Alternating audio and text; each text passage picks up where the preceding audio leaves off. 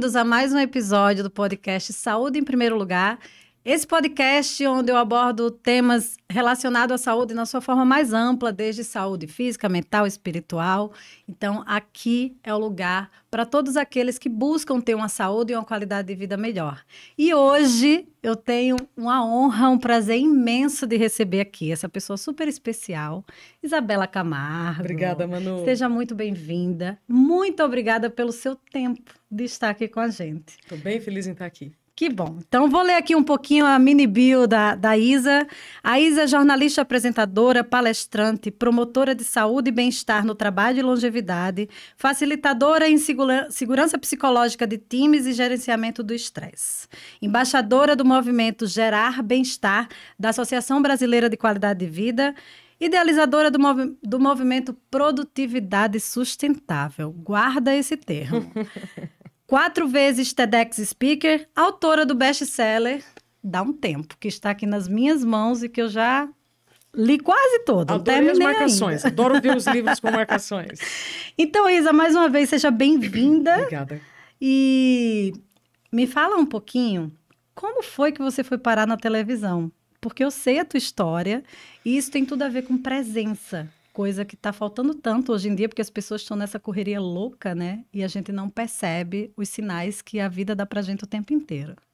Às vezes não percebe porque está olhando muito o telefone. Às vezes não percebe porque está mais preso nos tempos verbais do passado, né? Do que me aconteceu.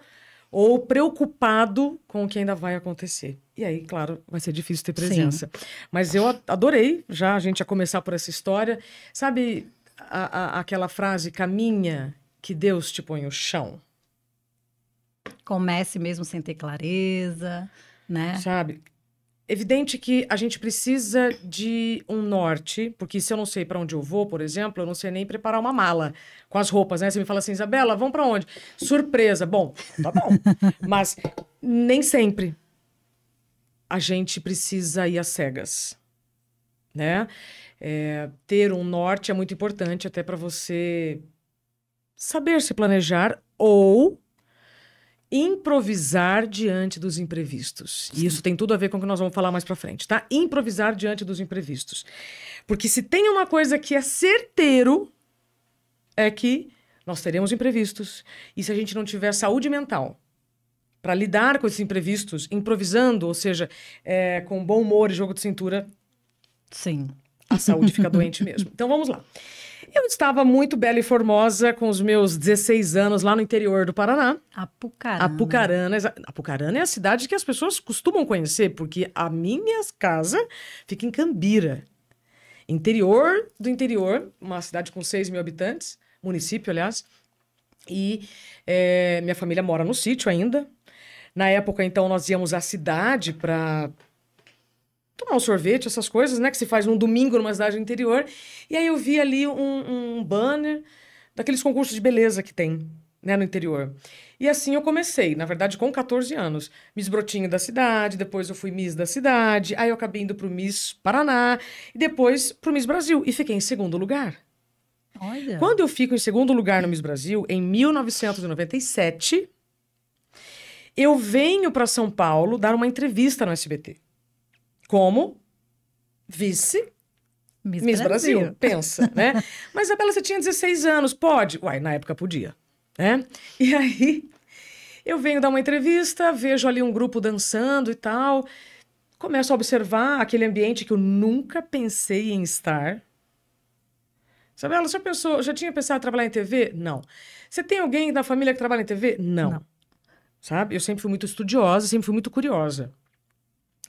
Aí eu entendo que aquelas bailarinas estavam participando de um teste para um programa chamado Tempo de Alegria, do Celso Portiolli. Ou seja, o tempo já estava na sua Começou vida. ali, né? Começou com o Tempo de Alegria e chegamos até o Dá um Tempo, veja só. Aí eu faço esse teste e volto para Cambira. E vida que segue. E escola que rola, né? E aí dá uma semana, me ligam do SBT. Ó, Isabela, você foi aprovada, pode trazer sua carteira de trabalho. Oi? Mas não sabia de nada o que estava acontecendo, sabe? Aí tomamos a decisão, eu e minha mãe, ok, então vai. Já que apareceu essa oportunidade, vai.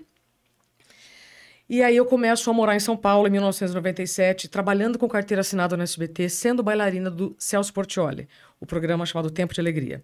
Meses depois, o SBT muda de estrutura física da Vila Guilherme, na zona norte de São Paulo, para Anhanguera, em que eles saem de um espaço deste tamanho e vão para um estádio desse tamanho.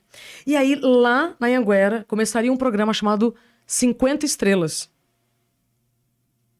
que depois se tornou Fantasia, que muita gente lembra. Olha o tempo de novo. É verdade, o tempo. Sempre Bizarro, o tempo. né? Isso, muito doido. E aí eu começo a fazer parte dessas seleções dos 50 Estrelas, que eram 50 jovens que tinham que saber cantar, saber dançar. E era um programa que passava à tarde no SBT para entreter justamente jovens e idosos, aqueles que não estariam, né, trabalhando. Na época que não tinha internet, tá, gente? Então era só no 0800 e só televisão.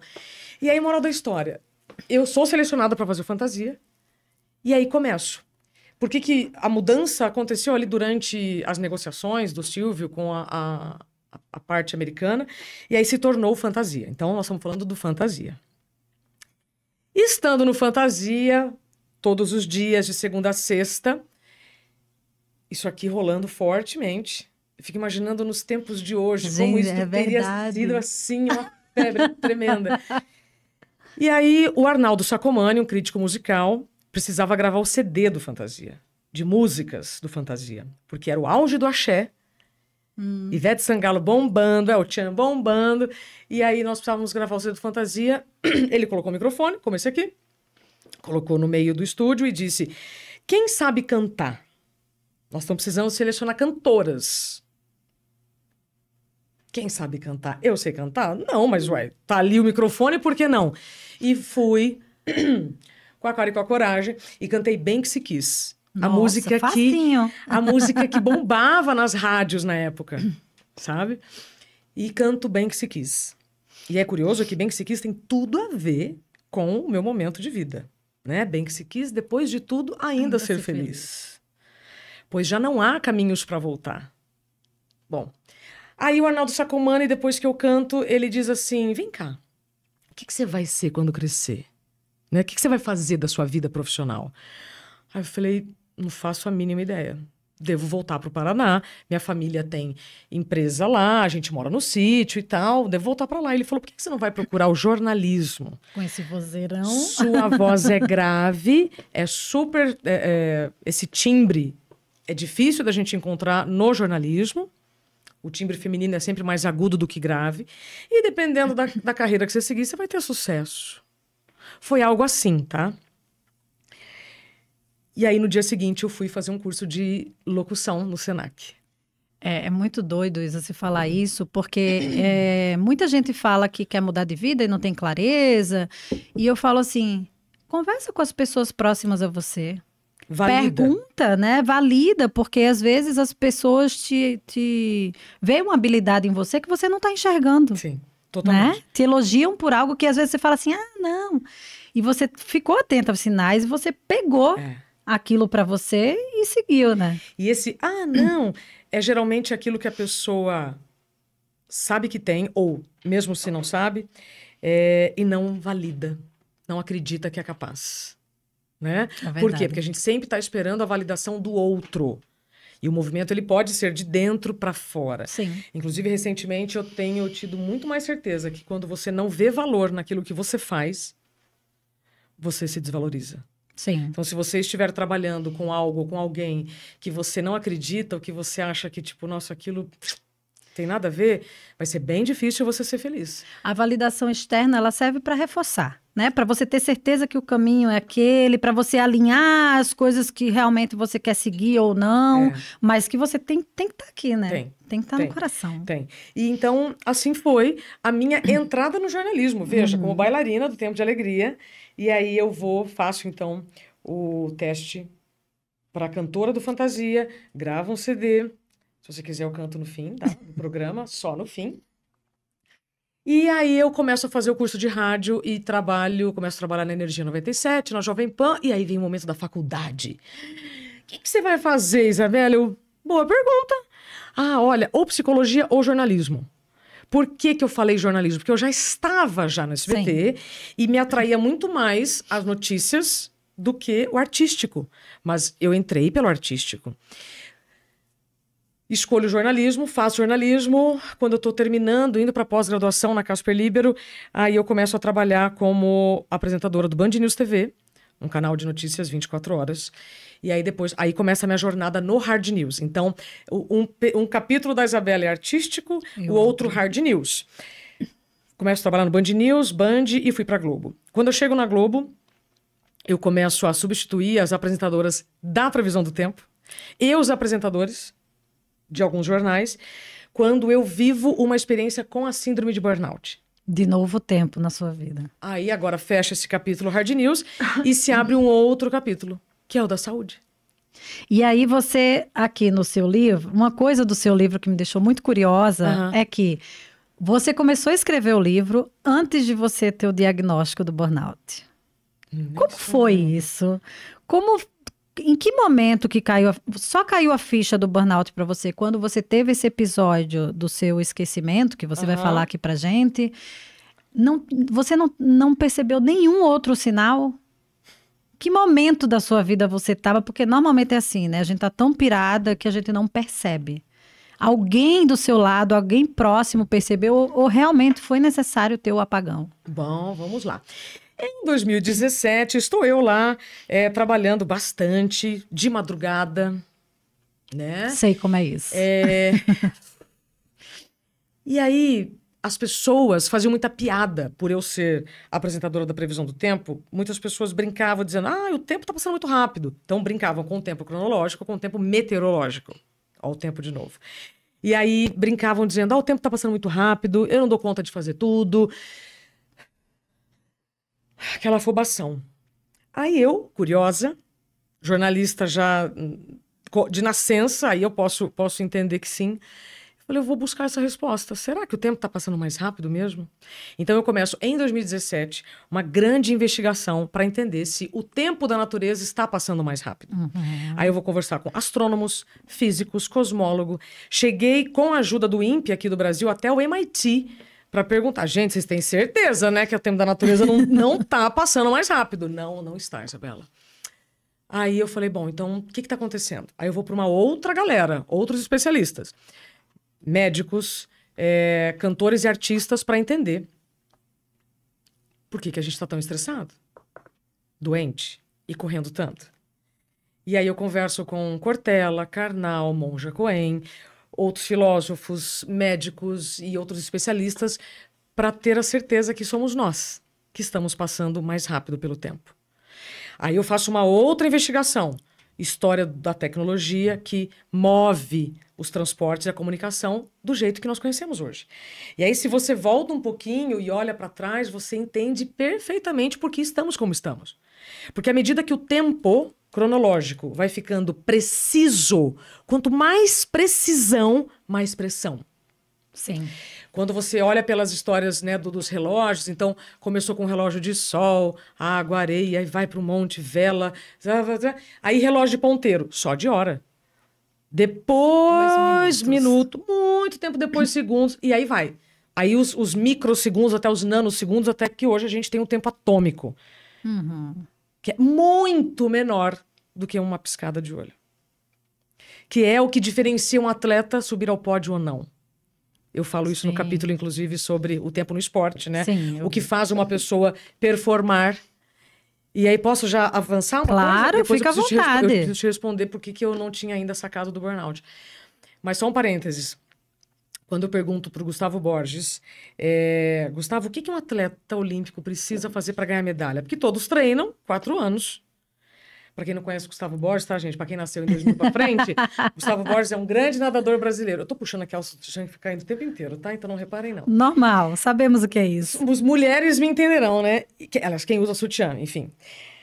Aí o Gustavo falou assim, a gente treina 16 horas. Aí eu fiquei bem decepcionada com essa resposta. Eu falei, como assim 16 horas, Gustavo? E o tempo para as outras coisas, né? Que coisa, Bela? Eu falei, dormir, por exemplo. Não. Atleta de alta performance inclui no treino diário Ou seja, é oficial o tempo de sono. Descanso também é treino. Isso é o que a gente ouve de todos os treinadores. É maravilhoso! Aí eu peguei essa frase do Gustavo e falei assim, então, rapaziada da alta performance, do escritório, né? Você quer bater Trabalha meta? enquanto eles dormem? Não, não me fala. Vocês que querem bater metas, precisam descansar. E pensa que hoje as empresas me contratam para dizer, durma, descanse, não existe sangue nos olhos, isso é conjuntivite, isso é inflamação, existe brilho nos olhos. Sim. Sim, até porque durante o sono a gente faz toda a parte de consolidação cognitiva, tudo. E você fala isso aqui no livro, inclusive, sim. eu adorei esse capítulo, e adoro quando a gente fala sobre sono, porque aí sim a gente está falando um papo de adulto, aí sim é um papo maduro, porque quem ainda acha que dormir é perda de tempo, ou que pode dormir depois, ou que vai descansar depois, como foi o meu caso, vai dar ruim. Então, voltando. Pode beber uma água, eu falo que o tempo em São Paulo, de São Paulo, mas o clima, desafia a nossa saúde. Por isso que a gente tá bem seco o ar quando a gente está gravando aqui esse podcast. E aí, Manu, nessas entrevistas para o livro 2017, 2018, eu chego num capítulo sobre doenças do tempo. Sim, que eu adoro. A doutora Ana Beatriz Barbosa Silva fala sobre o estresse como excesso de presente, a depressão como excesso de passado e a ansiedade como excesso de futuro. Eu entrevisto o padre Fábio de Mello para falar sobre crises de ansiedade, crises de pânico. Entrevisto o Boechat para falar de depressão, porque ele teve um episódio ao vivo também na rádio em que ele foi diagnosticado com depressão. E entrevisto na época uma psicóloga, Edviges Parra, falando sobre o burnout dela. Todas as características que a Edviges me dava, eu estava sentindo também, mas eu não reconheci em mim ali. Tem aqui no seu livro, na página 82, comprem o livro da Isabela e abram na página 82, que tem os sinais que podem anteceder o burnout. Tem 28 aqui. Dos que eu senti. 28 do que eu senti. Essa lista pode ser muito maior ou menor. Sim. Não é assim, se eu tiver uma lista maior eu tenho, ou se eu tiver uma lista menor eu tenho. Pode ser que sim. Depois eu posto lá para vocês, para ver se vocês se identificam. E aí eu ouço a história dela sobre o burnout... E ok, e toca a vida, entende? E eu nem me assustei, porque o que ela estava falando era uma especialidade da vida dela. Então, ok, era mais um especialista me dando um ponto de vista, percebe? E aí roda a fita, meses depois, eu vivo um apagão ao vivo, tá? Em que eu estava falando da previsão do tempo, eu esqueço o nome da capital do meu estado, mas mais do que isso, por dentro eu estava colapsando. A visão ficou turva, a boca ficou seca, coração acelerado, um enjoo, uma vontade de vomitar, de tudo ao mesmo tempo. É como os mineiros falam, oncotô? Oncotô. Oncotô, pra onde eu vou, quem eu sou. Oncotô, pra onde eu vou. E teria sido muito melhor, Manu, se eu tivesse desmaiado. Muito melhor. Porque aí eu teria sido acudida pelas pessoas do estúdio, eu teria sido levada pro Teriam pronto-socorro. visto, de fato, que houve alguma coisa, né? Cara, e assim, dores invisíveis são dores em dobro. Porque além de você ter que lidar com o que você está sentindo, você ainda tem que lidar com o preconceito do outro que não está vendo o que você está sentindo e está te subjugando, desvalorizando ou reduzindo a sua dor. Tá? Mas eu não desmaiei. O que eu fiz? Encerrei o expediente. Fiz mais um jornal. Doida. E aí, quando acabou meu expediente, eu fui ao médico, sob risco de convulsão. Olha que profissional, exemplar, né? Workaholic, né? Sim. Fui ao médico. Quando eu chego lá, sob risco de convulsão, quase bati o carro algumas vezes ao longo do caminho. Ele olha todos os meus exames, porque eu já estava há 2 anos acumulando todos esses sinais e sintomas, mas tudo normal, né, Manu? Sim. Né? Problema no intestino, é o glúten e a lactose, no estômago é o café, na pele, a gente idade. divide o corpo da gente, né? E aí tudo eu estava tratando. As pessoas me perguntam, mas você não tratava nada? Eu tratava tudo. Mas ninguém me integrava. E eu também não tinha esse conhecimento que eu tenho hoje, olha que somos uma pessoa... que afeta, né? O que eu como não vai afetar só o meu estômago, vai afetar também o meu humor. E assim por diante. E a gente vai normalizando também alguns sintomas. O anormal. Eu sempre tenho dor de cabeça, é normal. Não, é comum, mas não é normal. Isso. Né? A gente precisa diferenciar o que é comum, mas não é normal. E nessa normalização do anormal é onde a gente vai adoecendo. Sim. Né? O famoso jogando debaixo do tapete. Beleza, quanto mais sujeira tiver debaixo do tapete, pior vai ser depois. Aí, o médico, tô lá com aquele calhamaço de exames, chorando. Mas assim, eu nem sei descrever como é que eu tava. Eu tenho até curiosidade em falar com esse médico para saber como é que foi, na visão dele, a minha chegada. E ele diz assim, Isabela, você tá com a síndrome de burnout. Imagina. Até parece, eu amo o que eu faço. Porque a referência que eu tinha ouvido sobre a síndrome de burnout, da pessoa que tinha me falado, não estava tão claro o amor por aquilo. Mas depois eu entendi que sim, tá? Falei, não, doutor, eu amo o que eu faço. Ele falou, por isso mesmo. Pessoas que amam o que fazem têm muito mais chance de se negligenciar, se deixar para depois, porque ama tanto aquilo, vê tanta satisfação, é tanto tesão em realizar, esperando o reconhecimento alheio, que vai se deixando para depois. E você está falando isso, eu estou lembrando muito de um caso recente que aconteceu no meu local de trabalho, que eu passei um tempo de licença durante a pandemia. E quando eu voltei, eu fiquei muito assustada com o que eu vi. Eu chegando de fora, percebi ali que o pessoal estava muito mais ansioso, muito mais irritado. E na hora eu falei, cara, isso é reflexo da galera que ficou trabalhando super sobrecarregada emocionalmente, fisicamente, né, em todos os aspectos. E recentemente a gente tem uma pessoa que trabalha com a gente, que é a nossa melhor profissional técnica.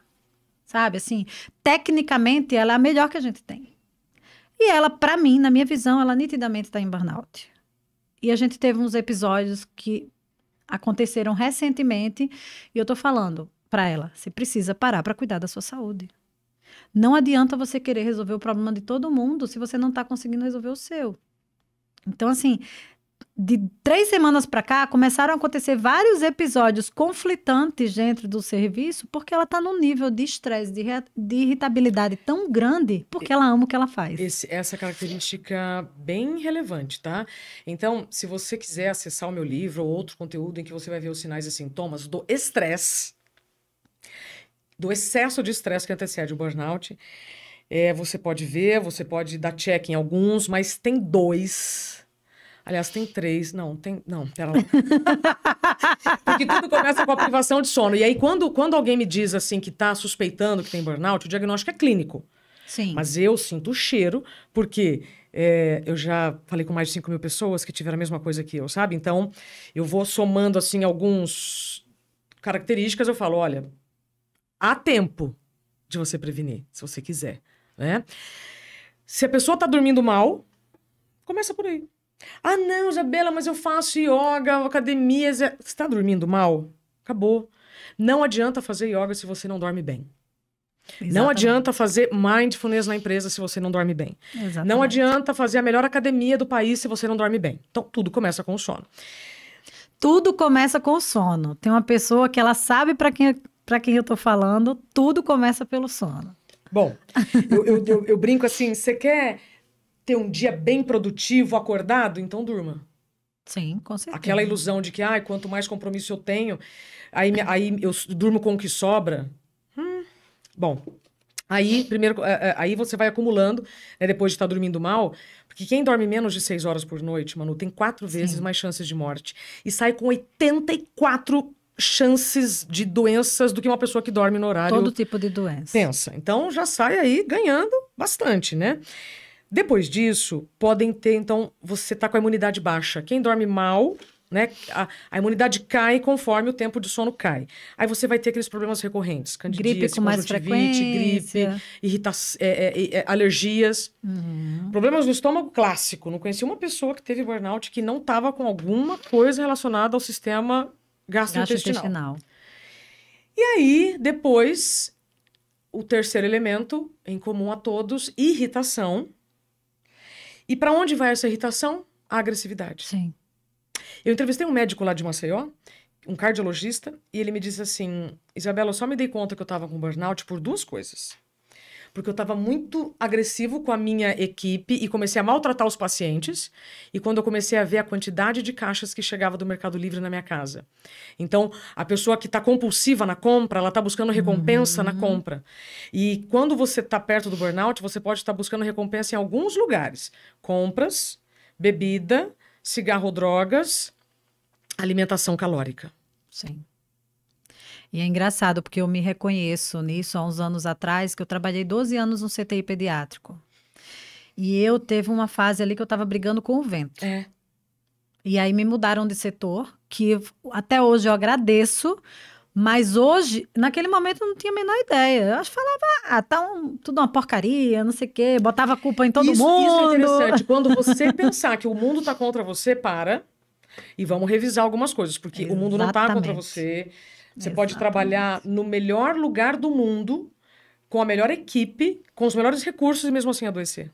E hoje em dia eu olho para trás e eu falo, olha, tinha bem um burnoutzinho ali e a gente é porque, isso é frescura, isso é mimimi, isso é, Mas né? provavelmente você não teve o diagnóstico, Manu, porque você não chegou no estágio final. Sim, sim. E é muito importante aproveitar esse espaço para dizer para a galera que é o seguinte, cansaço não é burnout, esgotamento não é burnout, porque burnout é burnout.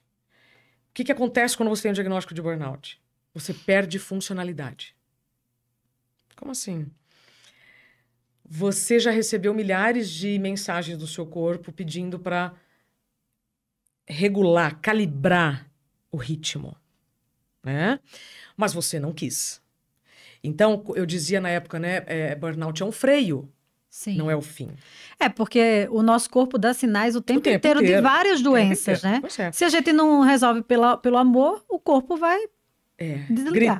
Grita, desliga, exato. Então, eu me lembro na época, quando eu ainda estava muito ferida, eu achava que eu tinha sido punida, que eu estava sendo punida pela vida. Não, Isabela, você ganhou um presente, porque no estilo de vida insustentável que eu tinha, Manu, eu tive sorte de só ter burnout. A doutora Ana Paula Pena, especialista em AVC e agora em burnout, eu perguntei para ela assim, Ana, você está entendendo, né, nossa amiga, inclusive. Sim, que vem aqui em breve. Você está entendendo que antes das pessoas terem AVC, elas viveram um episódio de burnout? Sim. Eu, Isabela, jornalista, pesquisadora, curiosa, chata, né, que fica lá estudando, não posso cravar isso. Ela pode. E eu trabalho no setor de neurologia, né? E eu vejo episódios de AVC cada vez mais frequentes em pessoas que não são tão idosas. Sim! Quando a gente ouve, nossa, pessoa 36 anos, infartou. Nossa, o rapaz, 30 anos, tão saudável, né? Aparentemente tão normal, teve um AVC. E Isa, eu quero já pegar teu gancho para falar de uma coisa recentemente, que eu postei ontem, inclusive. Isso só vai ao ar no final de setembro, mas a gente está aqui em agosto, que é sobre o Faustão, que está passando por um desafio de saúde agora. Eu vi que você publicou. E ele está na fila do transplante de coração, né? Que é uma fila única. E que eu falo, a gente vive a vida inteira atrás de ganhar mais. Então, a gente trabalha mais para ganhar mais. Enfim, cada um com seus objetivos financeiros, né? Mas, e na hora que vem uma doença? Você vai esperar vir a doença para poder cuidar de você, né? E não vai importar quanto dinheiro você tenha, porque às vezes o dinheiro que você tem não vai ser suficiente para resolver o teu problema rápido. Nesse momento, né? A doutora Ana Cláudia Quintana Arantes, que fala muito sobre cuidados paliativos, né? Autora do livro A Morte é um Dia que vale a pena viver. Ela tem várias pesquisas do que as pessoas falam e pensam nessa hora. Sim. O lance é que quem está nos ouvindo, e se estiver vivendo algum incômodo ou disfuncional, procure ajuda enquanto há tempo. E aceite a ajuda.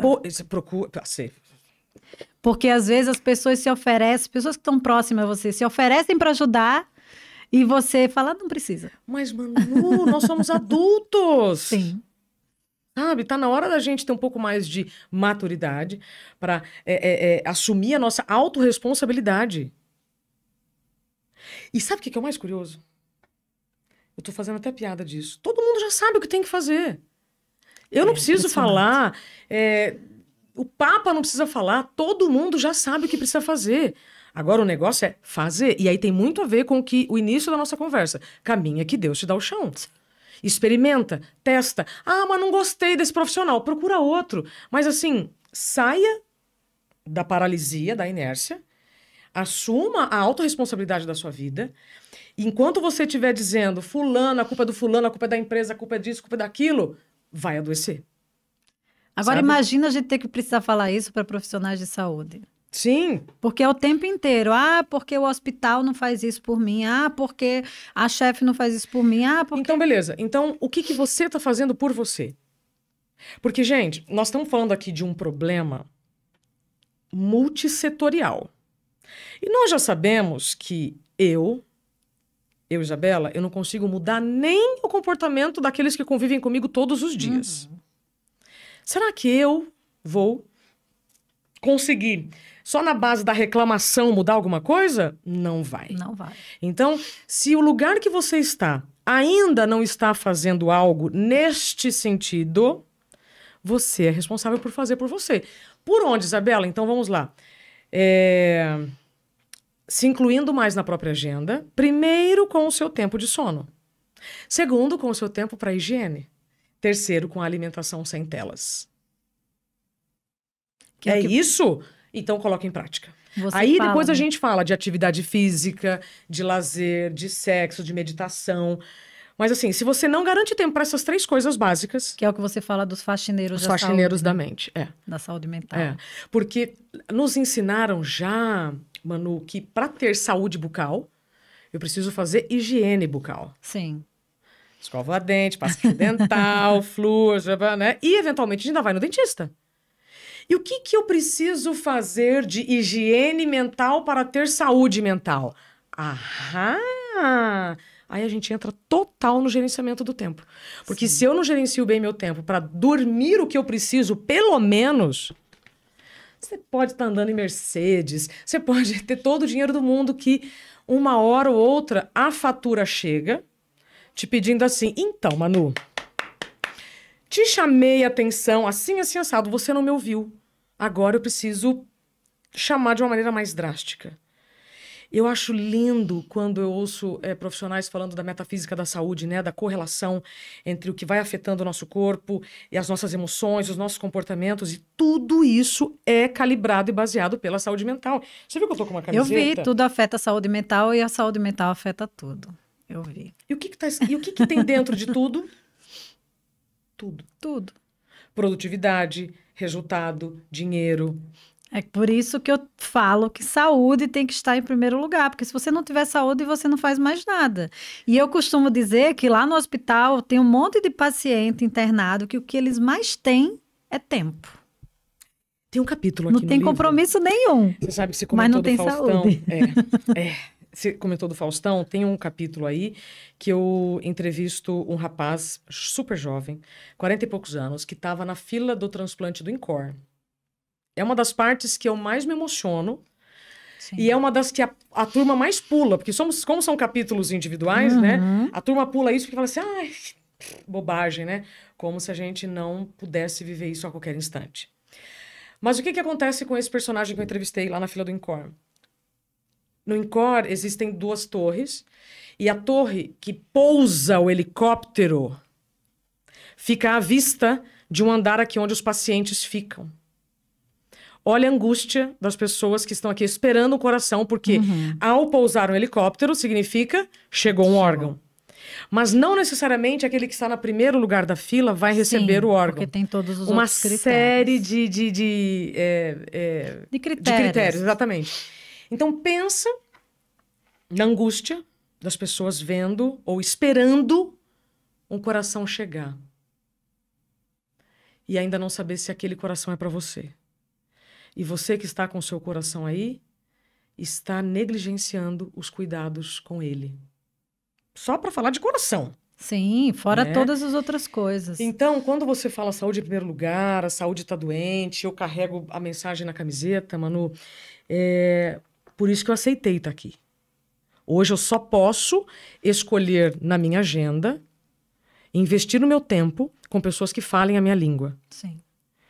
Para que a gente leve, então, consciência, reflexões ou informações para que você desperte a sua consciência para as consequências do que a gente faz ou deixa de fazer. Porque na teoria aqui tá lindo, mas na prática, o que eu faço? Engraçado, depois das palestras, né? A primeira pergunta é assim, mas então por onde eu começo? Eu falei, rapaz, eu acabei de dizer, você não ouviu onde você estava? Distraído no telefone, né? Então vamos lá, de novo. Se você não dormir bem, o número de horas suficiente, esquece o resto. Sim.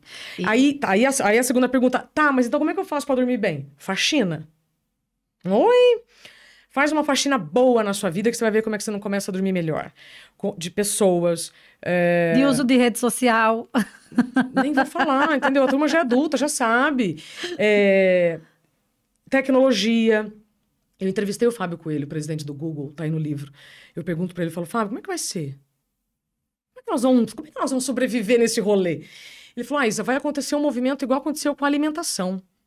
Né? Um período em que houve muita escassez alimentar, depois teve desenvolvimento agrícola, comercial, industrial, e hoje a gente não come toda a comida que tem disponível. Sim. Assim vai ser com a tecnologia.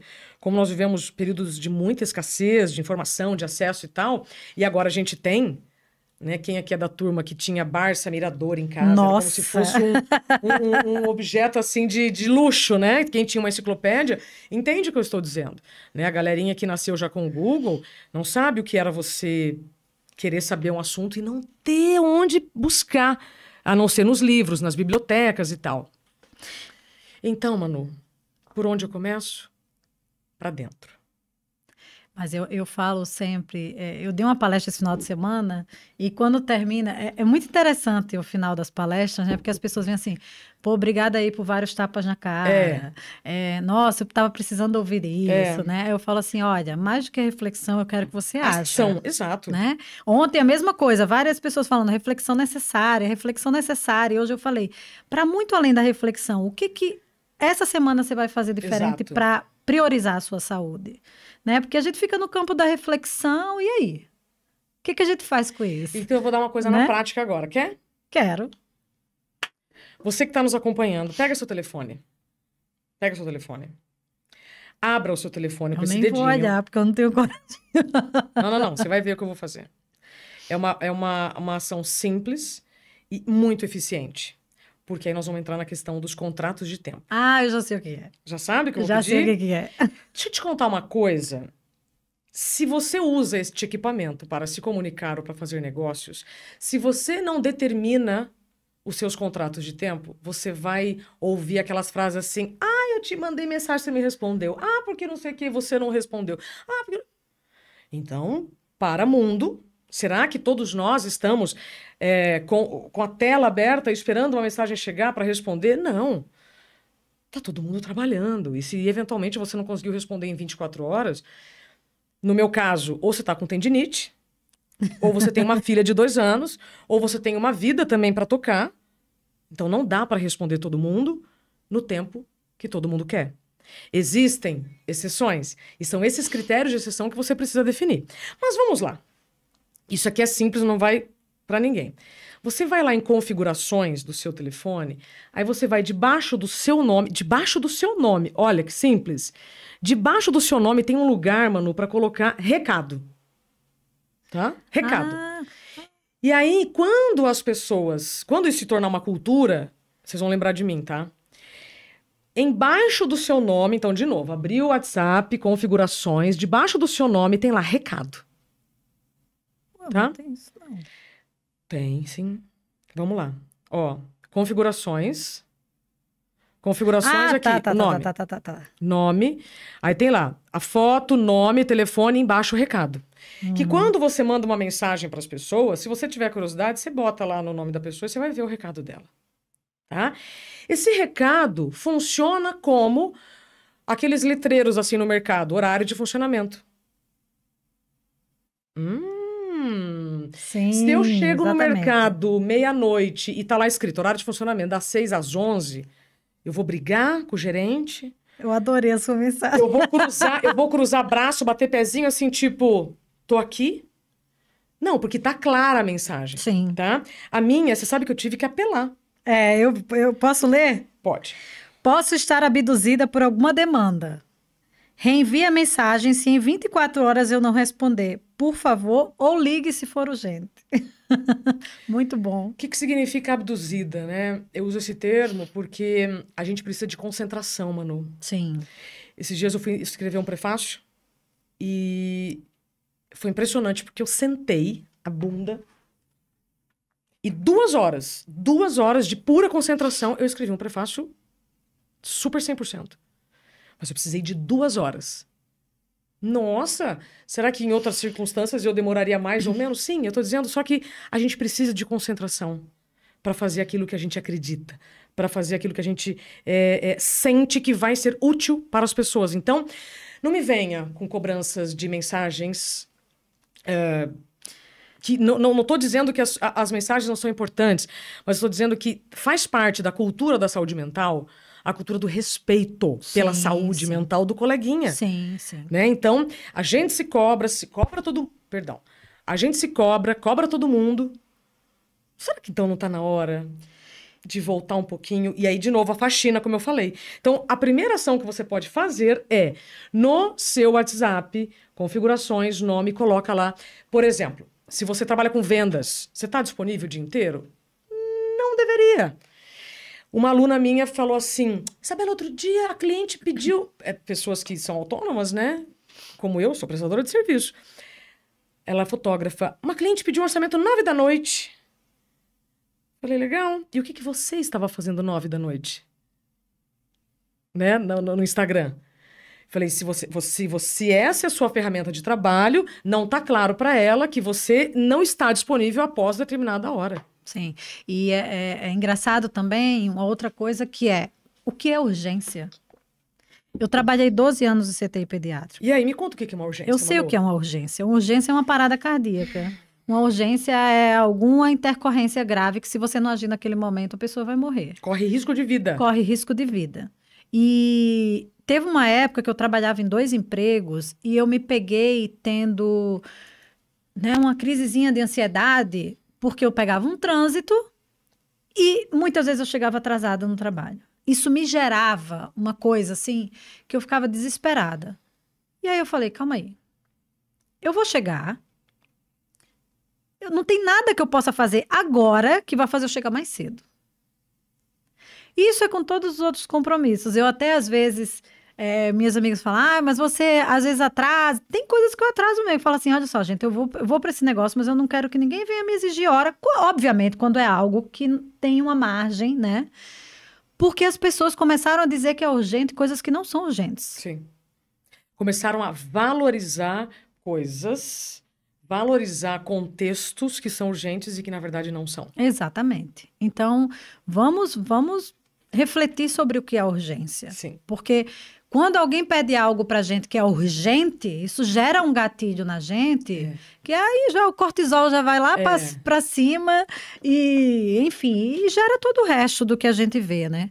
Isa, tem uma coisa que você fala aqui e que vai emendar... Na verdade, eu vou emendar 2 coisas que você fala, que é a questão da atualização de identidade e que a percepção do tempo muda o tempo. E eu quero falar isso falando de 2 experiências, uma minha e uma sua. Tá. A minha experiência foi quando eu fui para um retiro Vipassana. O retiro Vipassana, não sei se todo mundo sabe, é um retiro que você fica 10 dias em silêncio. 10 dias sem falar, sem ler, sem escrever. É você, a natureza. Tem outras pessoas, mas eles pedem, inclusive, para você não ter troca de olhares. Para que a experiência do outro não interfira na sua experiência. E foi muito curioso como o tempo passou, entre aspas, muito devagar. Uhum. E no dia que a gente voltou a falar, aquelas 24 horas de a gente falando fez assim, ó. Por conta do bilhão de interferências que teve ali. E você acabou de ir para uma experiência na Amazônia, que eu quero muito saber tudo depois, porque eu fiquei muito querendo ir. E eu tenho certeza que a sua percepção de tempo lá foi muito diferente daqui.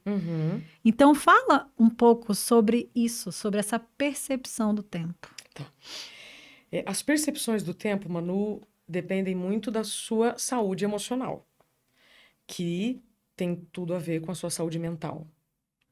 Então, se eu estou com emoções positivas, se eu estou numa festa bacana, legal, o tempo passa voando. É verdade. Se eu tô num ambiente enfadonho, em que eu não quero estar ali, em que eu tô ali só marcando tabela, o tempo vai demorar para passar. Ao mesmo tempo em que eu posso estar num ritual, eu quero estar ali, eu tô gostando de estar ali, e é evidente que o tempo vai demorar mais para passar, porque o que eu tenho que fazer? Só respirar. Eu tenho no livro algumas referências, né? 1 minuto fora do banheiro. Aliás, 1 minuto na fila do banheiro. Nossa, É bem desesperador. diferente de 1 minuto dentro do banheiro. Então, as percepções do tempo é como você percebe. Eu posso perceber este livro de uma maneira e você de outra maneira. Sim. Expande isso para a nossa vida. Então, o tempo da alegria passa mais rápido do que o tempo da tristeza. Sim. Isso já é comprovado cientificamente. Tá no livro. Eu preciso entender, Manu, para falar sobre percepções do tempo, sobre o lado bom do lado ruim. O lado bom é enxergar o copo meio cheio, meio vazio, né? É saber que existe o estresse positivo e o estresse negativo, a ansiedade positiva, que é a saudável, e a patológica, que é a negativa. Uhum. Eu preciso entender, Manu, que tudo acontece para o nosso bem. E se eu ainda não tô vendo isso, é preciso mudar de ângulo, sabe?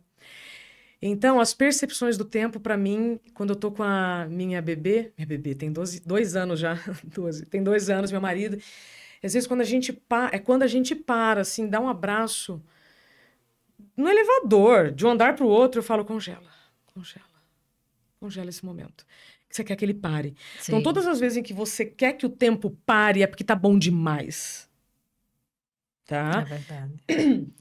Então, uma criança sente o tempo passar muito mais devagar do que o adulto. Por quê?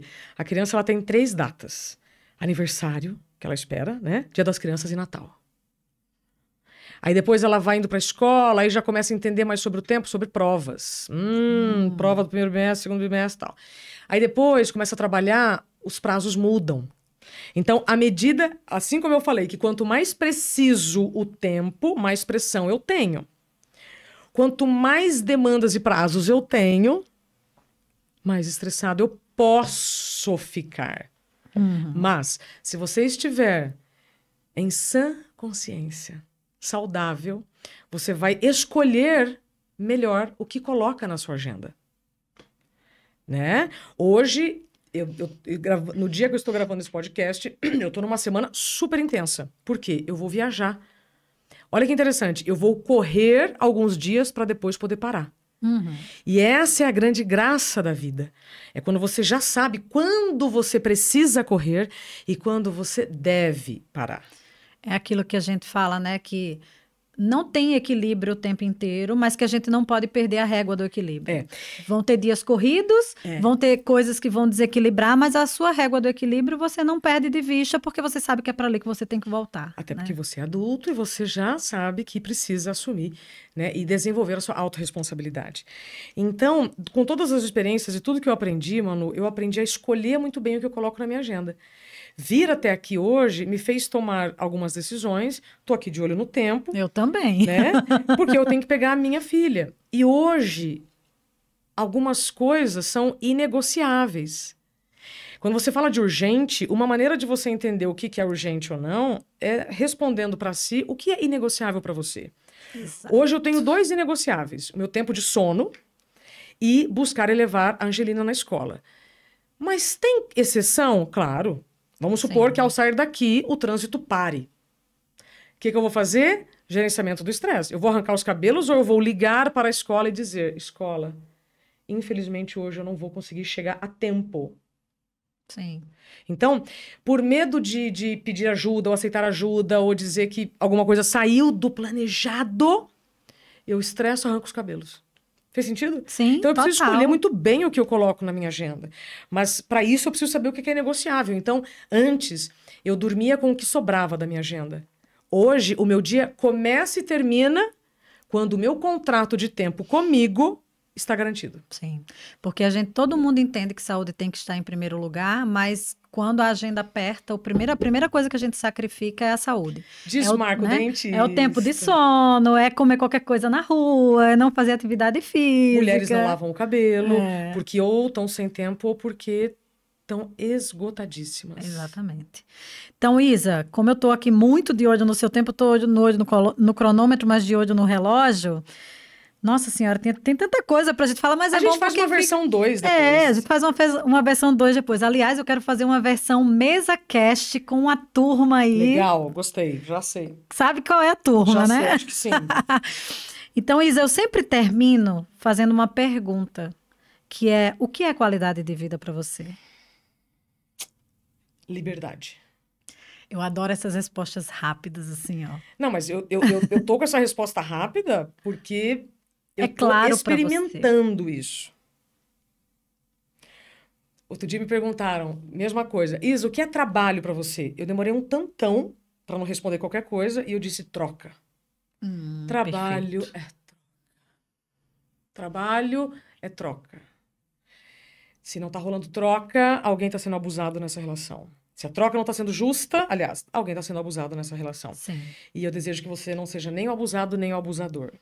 Nossa, foi perfeito. Então, para mim, hoje, qualidade de vida é liberdade. Liberdade para dizer não, não posso. Liberdade para dizer dessa vez não vai dar. Liberdade para escolher não só o que eu como, mas o que eu consumo. Então, eu tô muito... olha, eu tô me dando nota 10, Manu, porque eu tô muito coerente com a minha fala. Você é muito ruim, né? que... Quando você fala uma coisa e não consegue fazer. Sim, e é isso. Eu acho que a gente que fala sobre isso, eu gosto porque a gente se obriga a ser congruente. E isso ajuda na nossa disciplina. Eu até falei sobre isso ontem, né? E essa liberdade de... Você só vai perceber se você olhar que você está no piloto automático e que você precisa fazer escolhas de acordo com o que é inegociável para você, né? Que aí entra a atualização de identidade. A atualização de identidade é algo fundamental para a gente falar aqui, Manu, sobre a manutenção da saúde, porque eu vejo que a causa de muitos problemas hoje das pessoas é quererem dar conta de uma agenda de hoje com as características que tinha no passado. Sim. Eu não posso mais dormir 4 horas.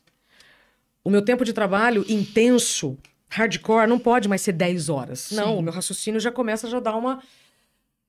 O olho já começa a tremer, eu já começo a ficar enjoada. Então, eu já sei quando eu estou extrapolando. Eu já sei. A gente precisa estar atento, né? E outra coisa. Outro dia, né, me perguntaram assim, Isabela, você não se estressa? Eu falei, opa. E como? Me estresso, mas agora eu sei com o que eu devo e por quanto tempo. Isso é saúde mental.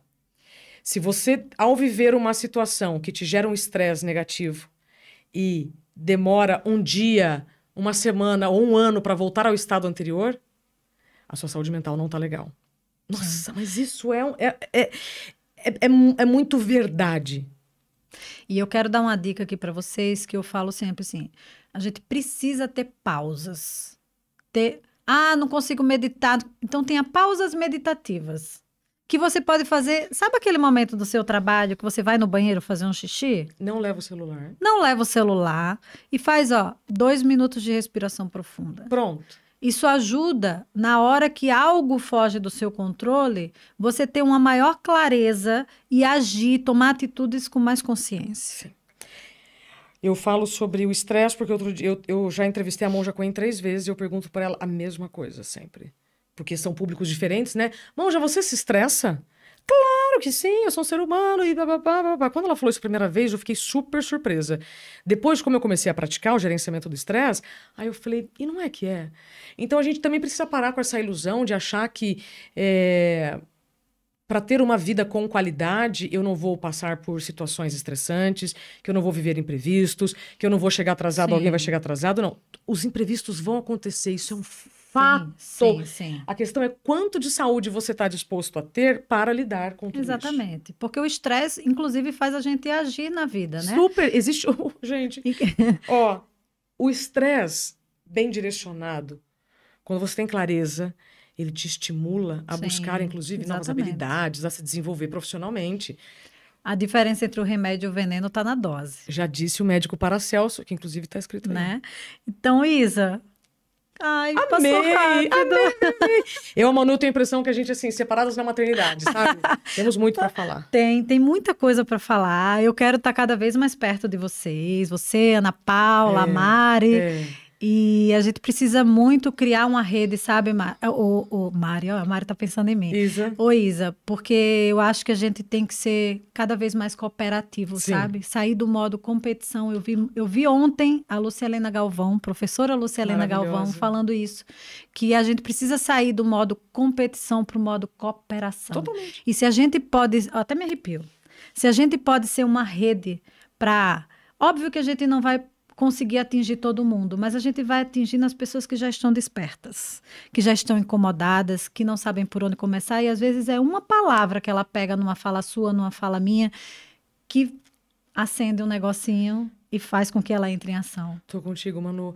Eu digo que nessa área que nós estamos, não há competição, não tem disputa Sim. por espaço, porque uma cresce, puxa a outra, uma avança, leva a outra, uma recua, ensina para outra, sabe? E a gente pode falar a mesma coisa, mas a sua experiência vai mostrar de uma forma e a minha experiência vai mostrar de outra. Percepções. Né? Todos temos o mesmo tempo, cada um Sim. vai sentir da sua maneira, baseado no seu repertório. Exatamente. Então, para encerrar, deixa aí seus contatos, suas redes sociais. Isabela com Z e 2 L's, Camargo, Real. Isabela? Isso. Isabela Camargo Real, no Instagram. O meu livro está disponível em qualquer plataforma digital para venda ou em livrarias, quem ainda gosta do físico. E tem o Interioriza, que é um podcast que eu coloco toda semana, 2 episódios no ar. O nosso vai ao ar em algum momento. Não, já tá para ir, tá? Já tá para ir. Acho que quando for esse aqui, o nosso já tá para ir. Então, dá um YouTube também depois para você procurar a entrevista que eu fiz com a Manu, Interioriza. Foi demais. Então, galera, muito obrigada por quem ficou até aqui. Se inscreve no canal, curte, compartilha, comenta. O meu Instagram, para quem ainda não me segue, é Manu Rios _, aquele tracinho embaixo, AL. Meu livro, A Saúde Está Doente. Tem sempre um QR Code aqui na tela, mas também tem o link na descrição do canal. Espero que vocês tenham gostado e que vocês voltem no próximo episódio. Até o próximo episódio.